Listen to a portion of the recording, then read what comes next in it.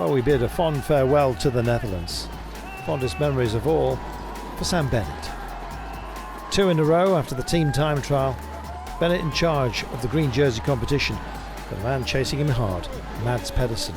This is going to rage on. Sam doubling up, wearing green today. In the red, Eduardo Affini starting La Vuelta in Spain. A jersey that had been shared amongst Jumbo-Visma after their team time trial saw Hessink go into it first, and then Mike Turnison after finishing 4th on stage 2. Who then could deny them? And would the stage hunters have their fun? That was the big question. Julian Alaphilippe, the world champion, looking to be returning to form, was a red-hot favourite for the day, and quite a terrain to play with. Stage 4 of La Vuelta. Modest climb out of the back door would probably generate a breakaway, and that's precisely what happened.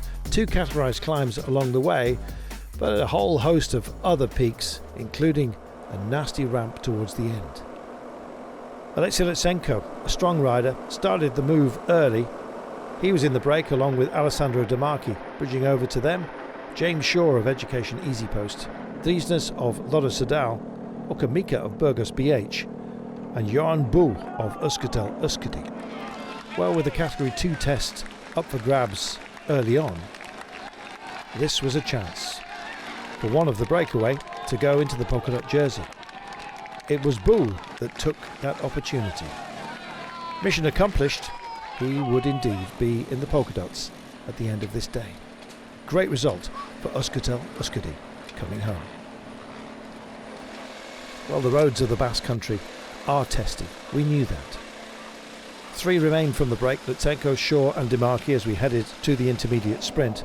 And in fact, with the gap closing rapidly, they effectively fell over the line before the pack caught them.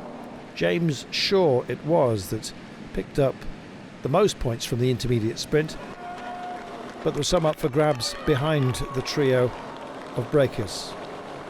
It was a battle between Sam Bennett and Mads Pedersen. Mads Pedersen crossing the line just in front of Sam Bennett, narrowing the gap between them.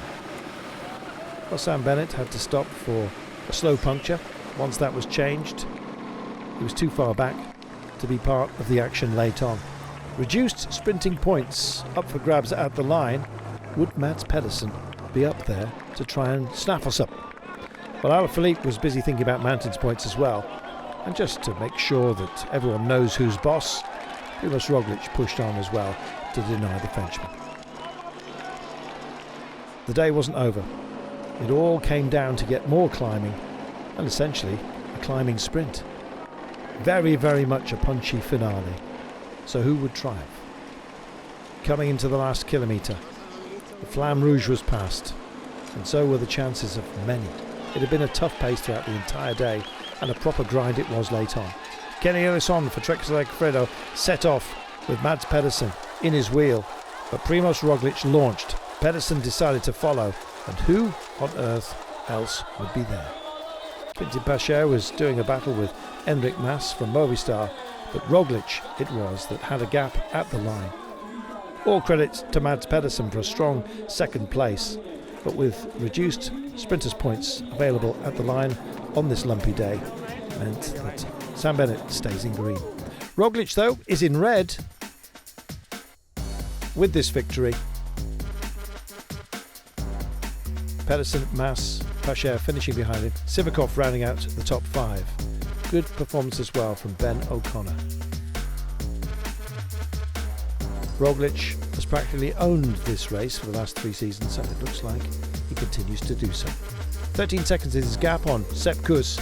Ethan Hayter in the Young Riders jersey did recover and finished well on the day. He's 26 seconds in arrears.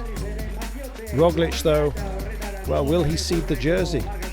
There's a possibility if a breakaway that is not too much of a threat goes up the road.